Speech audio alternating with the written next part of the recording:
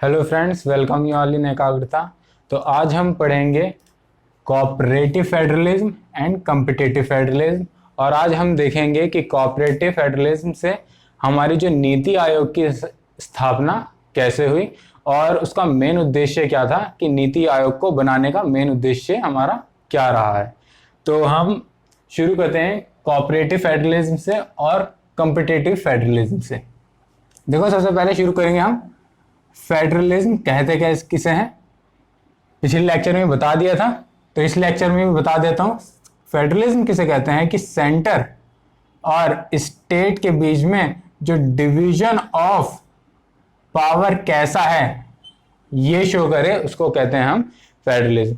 देखो, फेडरल जो वर्ड है वो हमारे कॉन्स्टिट्यूशन में कहीं लिखा नहीं है, मगर ऐसी चीज जो हमारे कॉन्स्टिट्यूशन को दिखे यानी कि वो शो करे, तो हमने उसको एक तरह से फेडरल नाम दे दिया है हमने कॉन्स्टिट्यूशन को, कि जो हमारा कॉन्स्टिट्यूशन है वो कैसा है, फेडरल और यूनिटरी वाइज है। तो ऐसा फेडरेशन वर्ड या फेडरल वर्ड ऐसा हमारे कॉन्स्टिट्यूशन के अंदर नहीं लिखा है। तो आ जाते हैं हम अपने टॉपिक पे। तो सेंटर और स्टेट के बीच में डिवीजन ऑफ पावर को जो शो करे वो क्या है, हमारा फेडरलिज्म। अब आ जाते हैं, जैसे कि हमने लास्ट लेक्चर में पढ़ा था कि इंडिया और अमेरिका के क्या है। तो इंडिया में क्या है, यूनियन है, जिसका मतलब है सेंटर और स्टेट के पास क्या है, कहीं ना कहीं ज्यादा पावर है एज कंपेयर टू स्टेट। और हमारे देश में कितने स्टेट्स हैं, 28 स्टेट्स। अब आ जाते हैं अमेरिका पे। अमेरिका में क्या है, सेंटर और स्टेट के पास कहीं ना कहीं ऑलमोस्ट इक्वल पावर्स हैं। और सीधी सी बात है, यहाँ पर क्या है, 50 स्टेट्स हैं जो बनाते हैं अमेरिका को यूनाइटेड स्टेट्स ऑफ अमेरिका। तो यहाँ पर क्या है, एक तरह से फेडरेशन है, जहां पर मैंने आपको बताया था कन्फेडरेशन से फेडरेशन कैसे मूव किया था। तो ये भी लास्ट लेक्चर में है, उसको भी देख लेना। अब ये है सेंटर और स्टेट के बीच में क्या है, एक तरह से इक्वल रिलेशन है। अब इसमें हम क्या पढ़ेंगे कि कोऑपरेटिव फेडरलिज्म किस में है और कॉम्पिटिटिव फेडरलिज्म किस में है। अब देखो, एक नॉर्मल सी बात है, कोऑपरेशन और कंपटीशन ये दो वर्ड्स हैं। अब थोड़ा सा खुद एग्जांपल के रूप में लेके चलो। हमारे जो टीचर हैं, मान लीजिए जैसे हमारा कोई स्टूडेंट है, हम स्कूल में पढ़ते हैं, तो हमारे टीचर और हमारे बीच में कैसा रिलेशन होगा, कंपटीशन वाला होगा या कोऑपरेटिव वाला होगा। तो कहीं ना कहीं टीचर का हमारे से एक तरह से कोऑपरेशन वाला क्या होगा, एक तरह से रिलेशन होगा। और कंपटीशन किसका होगा, जो हमारे साइड में जो पढ़ रहे हैं, जो दूसरे स्टूडेंट्स हैं मेरी क्लास में ही, उनसे क्या होगा, मेरा एक तरह से कंपटीशन वाला होगा। जहां पर एक तरह से हम इक्वल फुटिंग पे हैं, वहां पर क्या होगी, कंपटीशन होगी। सेम चीज यहां पर है, अमेरिका में क्या है, कहीं ना कहीं ये दोनों क्या है, इक्वल फुटिंग पे हैं। तो क्या होंगे, इनके बीच में क्या होगा, कॉम्पिटिटिव फेडरलिज्म। और कॉपरेशन वहीं पर होगा जहां पर एक बॉडी, एक पर्सन कहीं ना कहीं अच्छी प्लेस पे है, उसके पास ज्यादा पावर है चीजों को करने के लिए। सेम चीज यहां पर क्या है, कोऑपरेटिव वहां होगा जहां पर सेंटर के पास एक तरह से क्या है, ज्यादा पावर है एज कंपेयर टू स्टेट, तभी तो इसको कोऑपरेट करेगा। कॉपरेशन का मतलब क्या हुआ कि ये कहीं ना कहीं इसके पास ज्यादा पावर है एज कंपेयर टू स्टेट। तो ये चीज हमने पहले भी पढ़ी है। अब आ जाते हैं, जो दो वर्ड है, हम कोऑपरेटिव और कॉम्पिटिटिव फेडरलिज्म को पढ़ने से पहले दो वर्ड पढ़ेंगे। वर्टिकल अरेंजमेंट किसको कहते हैं और हॉरिजॉन्टल अरेंजमेंट किसे कहते हैं। देखो, वर्टिकल दो टाइप के फेडरलिज्म होते हैं, एक वर्टिकल, एक हॉरिजॉन्टल। ठीक है, तो वर्टिकल अरेंजमेंट क्या है, देखो सेंटर और स्टेट के बीच में क्या है, एक तरह से क्या है, हमारे यहां वर्टिकल अरेंजमेंट है। ठीक है, क्यों वर्टिकल अरेंजमेंट से मतलब क्या है, सेंटर और स्टेट में क्या है, एक तरह से जो पावर डिवीजन है, सेंटर के पास ज्यादा है और स्टेट के पास क्या है, कम है। और in the form of development, ठीक है, यहां पर सेंटर क्या एक तरह से क्या करता है, ज्यादा पावर शो करता है और स्टेट के पास क्या है, कम पावर है। तो इसलिए इसको क्या करे, वर्टिकल अरेंजमेंट है। ठीक है, सेंटर और स्टेट के बीच में। मगर एक यूनियन के अंदर, यानी कि हमारी कंट्री के अंदर बहुत सारे क्या है, स्टेट्स हैं। अब ये जो मैंने लाइन बनाई है, कहीं ना कहीं किसकी है, डेवलपमेंट की लाइन है, यानी कि कोई ना कोई स्टेट ज्यादा डेवलप्ड होगा, कोई बहुत कम डेवलप्ड होगा, और कोई बहुत थोड़ा सा इक्वल फुटिंग पे होगा, और कोई सबसे ज्यादा होगा। ठीक है, तो ये क्या हमारी एक तरह से क्या है, डेवलपमेंट की लाइन है।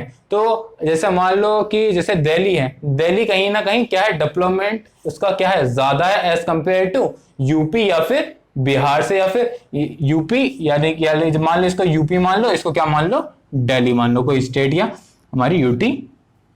तो उसी के कंपेयर में ये क्या किया गया है, इसको डिवीजन किया हुआ है। तो यहां पर देखो सेंटर, जब हम सेंटर और स्टेट की बात करें, जब हम सेंटर और स्टेट की बात करेंगे तो यहां पर क्या शो होगा, हमारा वर्टिकल फेडरलिज्म शो होगा। इसको कहते हैं हम वर्टिकल अरेंजमेंट, किसका, सेंटर और स्टेट के बीच में जो फेडरलिज्म है वो क्या शो कर रहा है, वो कैसे वो शो कर रहा है हमारा वर्टिकल। अब समझ में आ रहा होगा वर्टिकल क्यों शो कर रहा है। अब आ जाते हैं हम दूसरा कि एक या दो यानी कि दोनों स्टेट्स के बीच में जो डिफरेंट स्टेट्स हैं हमारी कंट्री में, जैसे S1 S2 S3 S1 S2 S3 S4 S5, अगर हम इसको हटा दें और इनके बीच में कैसे फेडरलिज्म है, इनके बीच में कैसे फेडरलिज्म है, तो आपको दिख ही रहा होगा इन दोनों के बीच में क्या है, एक तरह से ये वर्टिकल दिख रहा है और इन दोनों के बीच में क्या दिख रहा है, हॉरिजॉन्टल दिख रहा है। तो इसमें क्या है हमारा दोनों चीजें, एक हॉरिजॉन्टल फेडरलिज्म भी है, जैसे एग्जांपल के तौर पर हम मान ले कि S1 और S3, ठीक है, यानी कि कहीं ना कहीं डेवलपमेंट के लिए क्या है,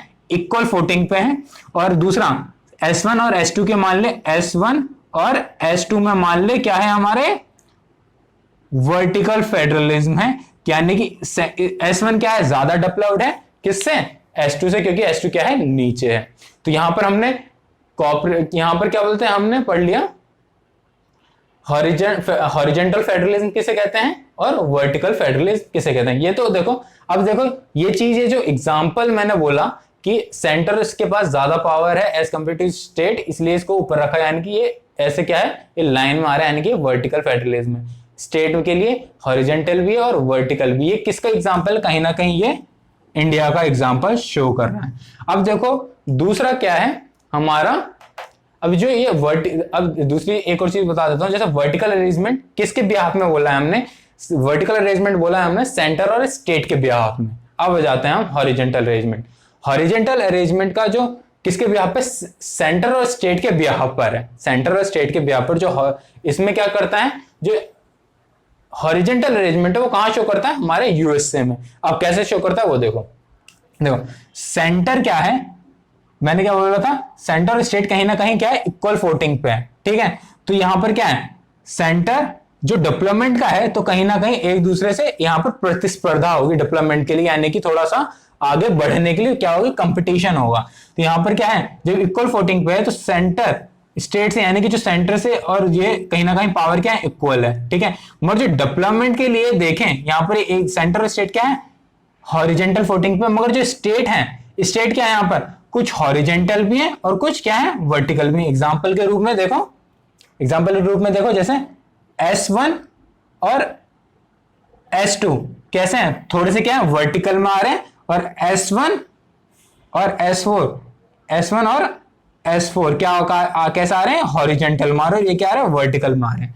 तो आपको पता चल गया होगा कि स्टेट के बीच में क्या है, यहां पर हॉरिजॉन्टल फेडरलिज्म भी है और वर्टिकल फेडरलिज्म है। देखो जो हॉरिजॉन्टल और वर्टिकल बेसिकली जो फेडरलिज्म शो कर रहा है वो कहीं ना कहीं डेवलपमेंट के ऊपर शो कर रहा है, यानी कि S1 ज्यादा डेवलप्ड है एज कंपेयर टू S2, ठीक है।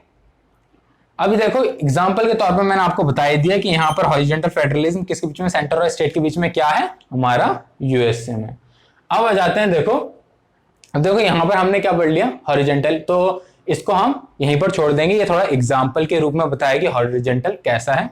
अब इसको अभी जो हमारा मेन फोकस है ये है, और इंडिया यानी कि, और हमारा मेन फोकस है क्या, कंपटीशन, कॉपरेशन से हम कहां मूव कर रहे हैं, हम एक तरह से नीति आयोग पे कैसे हम मूव कर रहे हैं, और हम कंपटीशन को क्यों नहीं यूज कर रहे हैं, ठीक है। कंपटीशन चीजों, अब दिमाग में आ रहा होगा कि कंपटीशन होगा तो कहीं कहीं डेवलपमेंट भी होगा, ठीक है। जैसे हम नॉर्मल बात कर लेते हैं, जैसे रिलायंस हुई या एयरटेल हुई, कहीं ना कहीं चीजें क्या थी, एक कंपटीशन का दौर था, जितनी ज्यादा कंपनियां होंगी उतनी ज्यादा कंपटीशन होगा, उतनी ज्यादा कंपटीशन होगा उतना ही कितना लोगों को फायदा होगा, क्योंकि चीजें जो प्रोडक्ट्स हैं या चीजों की सप्लाई है वो कहीं ना कहीं जो प्राइस होगा उनका कहीं ना कहीं कम होगा।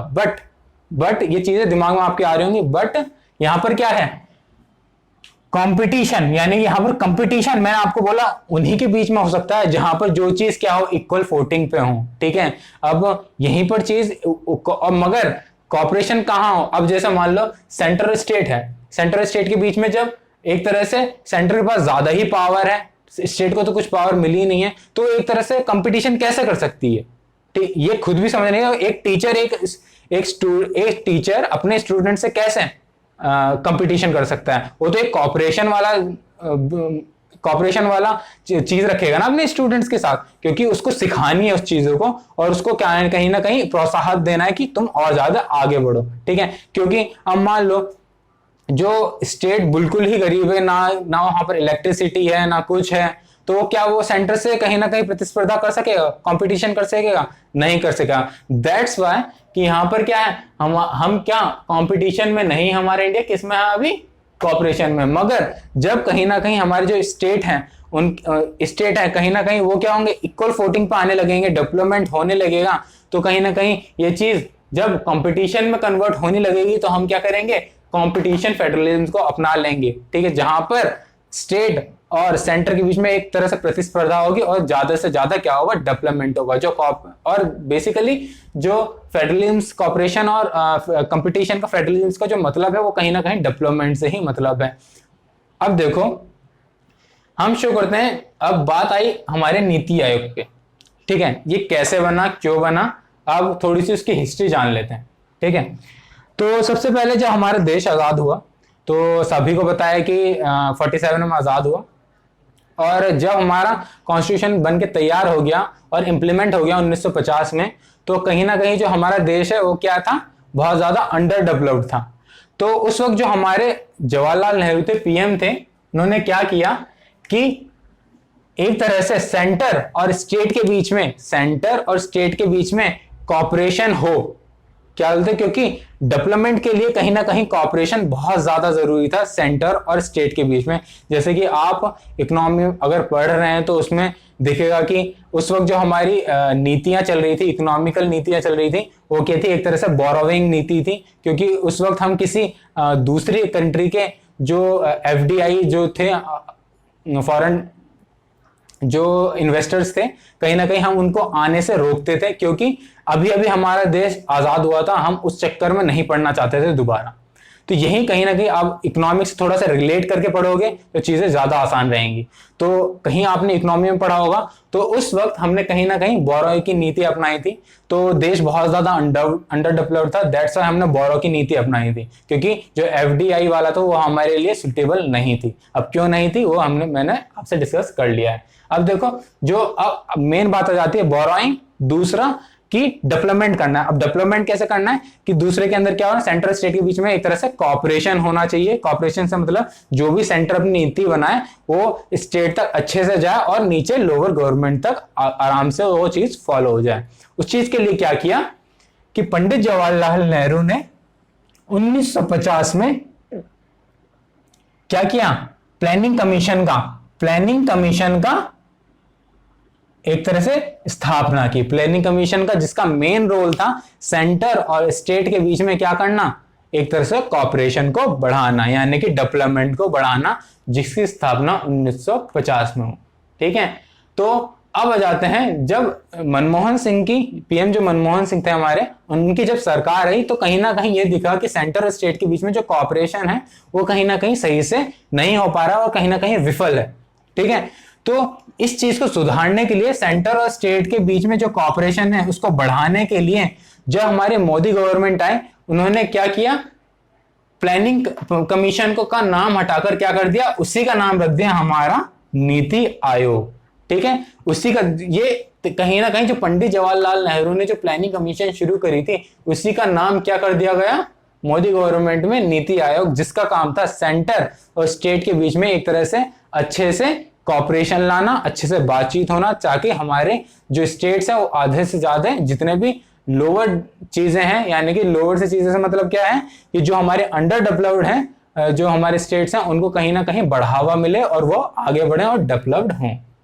यहां पर आ जाता है नीति आयोग। देखो ये जो मैं चैप्टर पढ़ा रहा हूँ 2016 सीएससी में आया था हमारा, यूपीएससी में क्वेश्चन पूछ चुका है। आप पिछले साल के पेपर देख सकते हो। और ये बहुत ईजी है, मैंने बहुत आसान तरीके से आपको समझाया है कि कॉपरेशन क्यों इंपॉर्टेंट है, कंपटीशन क्यों नहीं है, क्योंकि इसके ऊपर क्वेश्चन बनते हैं। अब दूसरा, एक यूपीएससी के ऊपर नीति आयोग पर भी क्वेश्चन आया है कि नीति आयोग को क्या क्या काम है, तो उसके पॉइंट्स हम थोड़े से जान लेते हैं कि नीति आयोग की बेसिकली जो बना है, तो हमने नॉर्मल पढ़ लिया कि हाँ कॉपरेशन है सेंटर और स्टेट के बीच में, और बेसिकली किसके ऊपर वर्क करता है, डेवलपमेंट के। कुछ और पॉइंट्स हैं जो स्टूडेंट्स को नहीं पता होते हैं, वो चीज आज डिस्कस कर लेते हैं कि एक्चुअल में नीति आयोग क्या है। देखो मैंने बता ही दिया मेन ऑब्जेक्टिव क्या था, सेंटर और स्टेट के बीच में क्या है, एक तरह से कोऑपरेटिव फेडरलिज्म को क्या करना, बूस्ट करना, बढ़ाना। अब देखो नीति आयोग है, सेंटर और स्टेट, सीधी सी बात है, डेवलपमेंट कब होगा, सेंटर और स्टेट के बीच में डेवलपमेंट कब होगा, जब सेंटर और स्टेट के बीच में जो इश्यूज होंगे वो कहीं ना कहीं रिजॉल्व होंगे, इशू नहीं पैदा होंगे। तो यहां पर क्या आता है, नीति आयोग का काम क्या होता है कि इशू को एक तरह से सेंटर और स्टेट के बीच में जो इशू आ रहे हैं उसको क्या करना, रिजॉल्व करना। दूसरा, जो डेमोग्राफिक डिविडेंड यानी लेवरेज द डेमोग्राफिक डिविडेंड, यानी जो हमारी बढ़ती जनसंख्या है, ठीक है, जो हमारी बढ़ती जनसंख्या है उसको कैसे अच्छे से यूज करना, और उसको कैसे डेवलपमेंट की और वो रुकावट ना बने उसको कैसे रोकना, और हमारा क्या करना, और डेवलपमेंट बढ़ाना। तीसरा आ जाता है हमारा integrative village into development process, जो जैसे हमारे जो विलेजेस हैं, पंचायत हैं, उनको कैसे प्रोत्साहित देना कि वो कहीं ना कहीं डेवलपमेंट की तरफ को क्या करें, एक तरह से अग्रसर हो और मूवमेंट आए। तो ये कुछ इंपॉर्टेंट पॉइंट्स हैं नीति आयोग के, जो हम आगे चल के हमने अपनाए, और कहीं ना कहीं ये जो अपनाए जा रही है, और कहीं ना कहीं हमें दिख भी रहा है, कहीं ना कहीं हमारा जो डेवलपमेंट है वो आगे स्टेप बाय स्टेप बढ़ रहा है। अब देख लो ये चीज यहां से यहां तक शिफ्ट हो गई है। अब देखो शॉर्ट में मैंने बता दिया है कि कॉपरेशन कंपटीशन कहते किसे हैं, जब कॉपरेशन यानी कि इक्वल फोटिंग हो, और डेवलपमेंट की ओर पे कंपटीशन तभी हो सकता है, और कॉपरेशन कब हो सकता है, जब स्टेट यानी कि इक्वल फोटिंग पे ना हो, यानी कि एक बड़े हो एक कहीं ना कहीं छोटा डिफरेंस चाहिए, किसके बीच में, स्टेट और स्टेट्स के बीच में, यानी कि एक स्टेट हो, दो स्टेट हो, कितने भी स्टेट हो, उसके बीच में क्या है, एक तरह से कंपटीशन और कॉपरेशन। लेक्चर को यहीं पर आगे थोड़ा सा कंटिन्यू करेंगे, और मैं इसमें बेसिकली सबसे ज्यादा इंपॉर्टेंट चीज अब आपको बताने वाला हूं, क्योंकि इसमें जो मैं शुरू से लेकर जितने भी लेक्चर लेके आया हूं उसका एक तरह से क्रक्स बोल सकते हैं या कुछ भी आप बोल सकते हैं, जो सबसे ज्यादा इंपॉर्टेंट चीज है, या तो मैं इसी में कवर करवा दूंगा, या फिर वो क्या होगी, कहीं ना कहीं मैं उसको नेक्स्ट लेक्चर में भी अच्छे से करवा दूंगा, पूरा पूरा जितना भी क्रक्स है, पूरे मैंने जितने भी लेक्चर लिए उनका। तो आज जैसे इसमें अभी हम पूरा पूरा एक तरह से फ्लो डायग्राम बनाऊंगा, जो हमारी जो मेन क्लासेस हैं उनका मेन ही यही चीज है, मेन कोर ही है, एक तरह से माइंड मैप की फॉर्म में चीजों को सारा का सारा दिमाग में स्टोर कर लेना, और दोबारा उस चीज को एक तरह से भूल जाना, यानी भूलने से मतलब क्या है कि उसको एक बार पढ़ लिया, दिमाग में चला गया, दोबारा उठाने की जरूरत नहीं है। तो आप अभी उसको चीज को हम कर लेते हैं।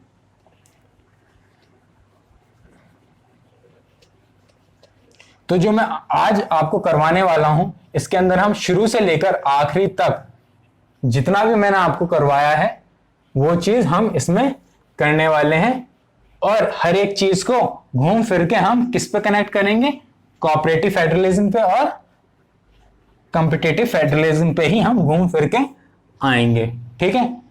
अब आ जाते हैं यहां पर पहली चीज। पहले लेक्चर में हमने क्या पढ़ा था, पहले लेक्चर में हमने क्या पढ़ा था, हमने पढ़ा था कॉन्स्टिट्यूशन, पढ़ा था कॉन्स्टिट्यूशन। कॉन्स्टिट्यूशन हमारा कैसा है, देखो मैं बिल्कुल लाइव आपके सामने बना रहा हूं क्या चीज है, और सीधे डायरेक्ट बनाते जाऊंगा, और उसको याद करना बहुत ज्यादा इंपॉर्टेंट है। देखो कॉन्स्टिट्यूशन कैसा है हमारा, क्या है, रिटन कॉन्स्टिट्यूशन है, ठीक है।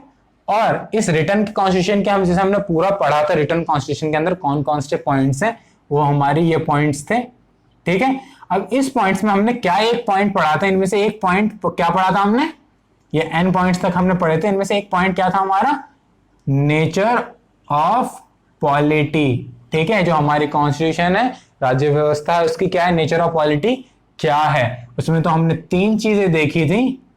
नेचर ऑफ पॉलिटी क्या है हमारी, या तो फेडरल है, या फिर यूनिटरी है, या फिर क्या है हमारी क्वासी फेडरल है, या तो क्या है हमारी क्वासी फेडरल है। ठीक है, अब देखो हमने क्या किया था कि जो फेडरल है, ठीक है, ये चीज हमने पढ़ ली थी, ये भी पढ़ लिया था, ये भी पढ़ लिया था।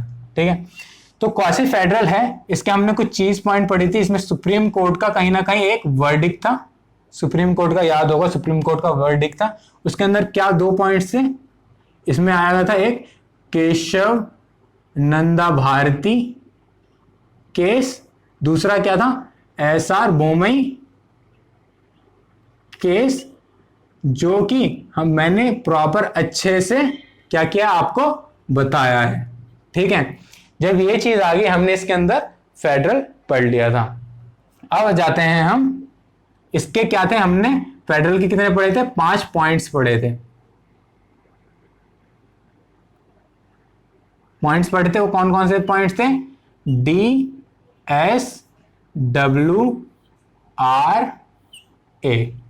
ठीक है, 5 पॉइंट्स पढ़े थे। क्या है DSWRA, आपको पता होगा, आपने लेक्चर लिए होंगे। तो अब आ जाते हैं नेक्स्ट, फेडरल के ही नीचे हमने क्या पढ़ा है, फेडरेशन। फेडरेशन, ठीक है, फेडरेशन पढ़ा है। फेडरेशन में हमने क्या क्या चीज पढ़ी है, हमने 3 चीज पढ़ी है, यूनियन,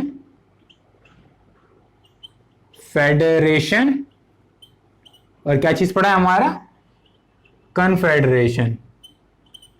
कन्फेडरेशन हमने देखा था कि हमारा यहां से हम कैसे मूव कर रहे थे, कौन, यूएस से कैसे मूव किया था, और जो हमारा क्या है यूनियन कहां लिखा है, आर्टिकल 1 में लिखा है। ये बहुत शॉर्ट करके बता रहा हूं ताकि दिमाग में बैठ जाए।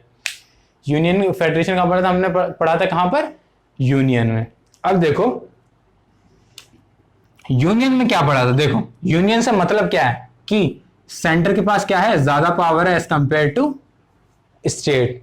ठीक है, जब सेंटर के पास ज्यादा पावर होगी स्टेट से, तो यहां पर क्या होगा, किससे, ये दोनों के अंदर क्या होगा, हमारा जो डिसइंटीग्रेशन है, डिसइंटीग्रेशन होगा नहीं होगा, डिसइंटीग्रेशन होगा या नहीं होगा, बताओ जल्दी, डिसइंटीग्रेशन होगा या नहीं, यानी कि नहीं होगा। ठीक है, डिसइंटीग्रेशन नहीं होगा।